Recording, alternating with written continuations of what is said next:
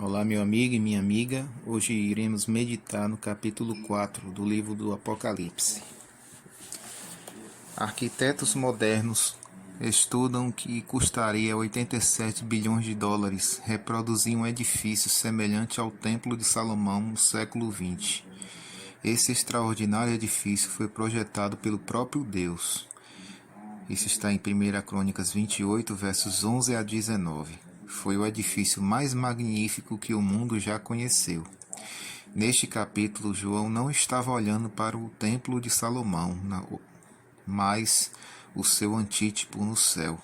Ele viu a habitação do Rei dos Reis, a glória do trono eterno.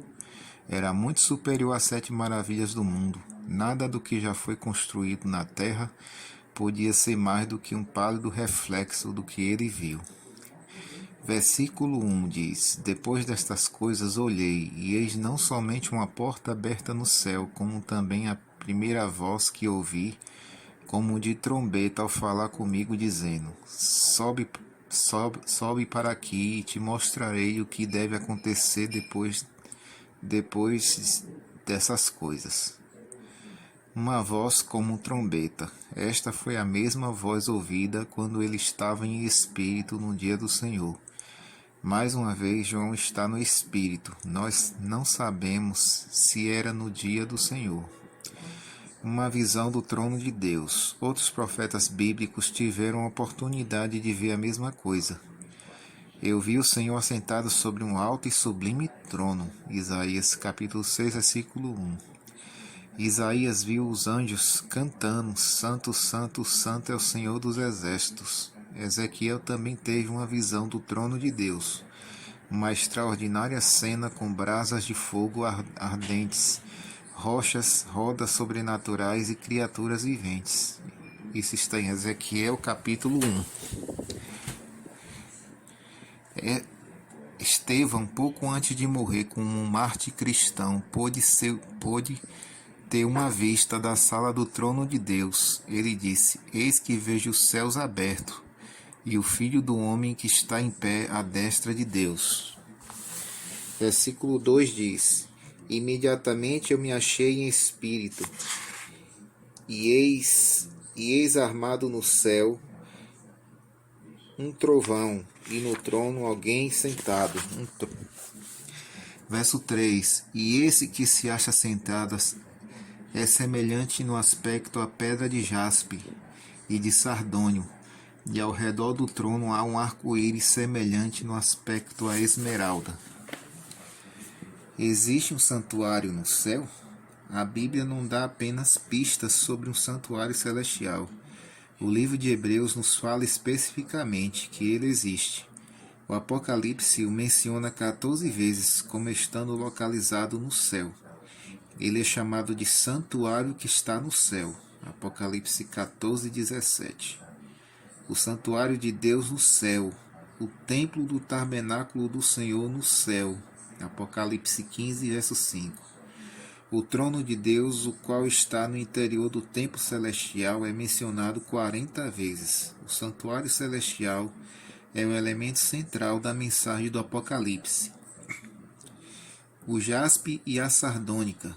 O jaspe, diferente de muitas pedras preciosas modernas com esse nome, era resplandecente e cristalino. Apocalipse 21, versículo 11.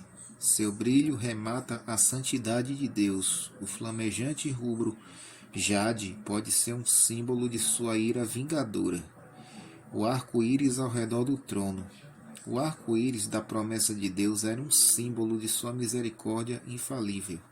Ele foi um sinal do conserto de Deus, garantindo que ele nunca mais traria um dilúvio sobre a terra. Isso está em Gênesis capítulo 9.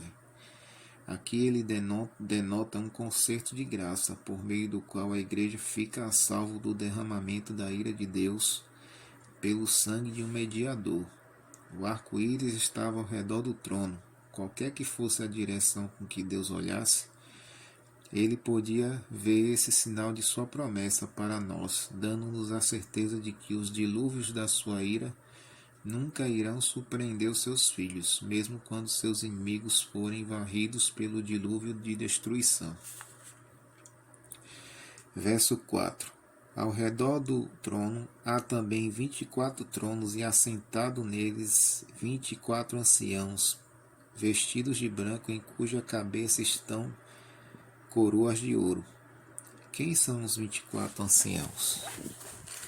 O rei Davi dividiu o sacerdócio típico em 24 turnos, e essa ordem ainda era usada no templo de Cristo, nos tempos de Cristo.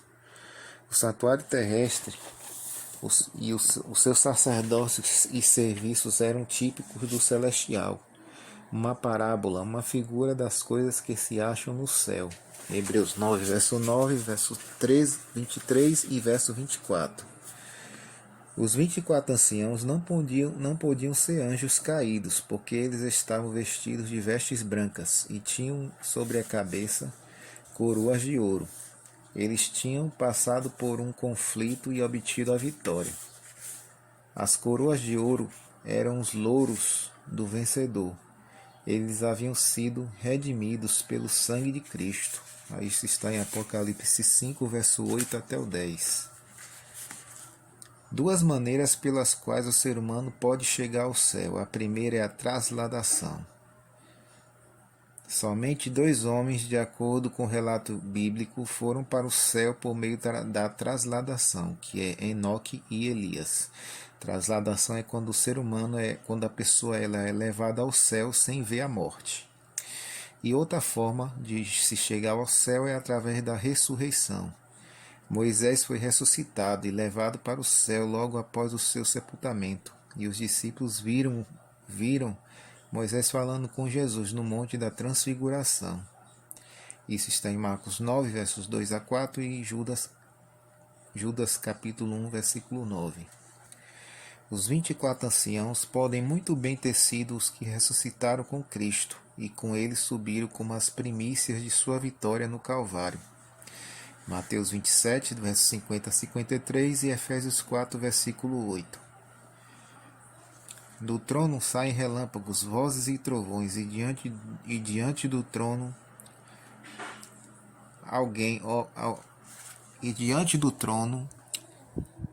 ardem 7 tochas de fogo, que são 7 Espíritos de Deus.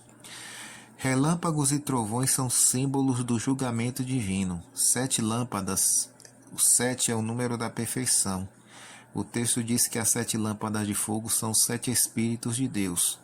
A obra completa do Espírito Santo é representada em suas múltiplas operações, investigando todas as coisas, atuando em todos os lugares com seus julgamentos e poder purificador. Verso 6. Há diante do trono um como que mar de vidro, semelhante ao cristal, e também no meio do trono e à volta do trono 4 seres viventes, cheios de olhos por diante e por detrás.